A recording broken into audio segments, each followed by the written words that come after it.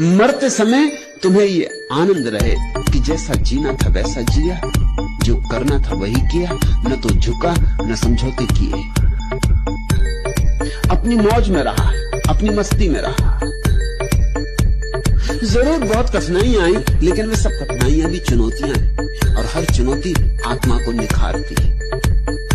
मुझे कोई दुखी नहीं कर सकता, क्योंकि मैं सुख मांगता ही नहीं। मुझे कोई हरा नहीं सकता, क्योंकि मैं विजय मांगता ही नहीं। तुम मुझे कैसे हराओगे अगर मैं विजय चाहता ही नहीं? अगर मैं हार से भी राजी हूं, तुम मुझे कैसे हराओगे? अगर मैं हार में भी आनंदित हूं, तुम मुझे कैसे? लोग जिस हाल में मरने की दुआ करते हैं, मैंने उस हाल में जीने की कसम खाई है। तुम कहो कि परमात्मा जैसे रखेगा, जिस हाल में रखेगा वैसे ही रहूंगा।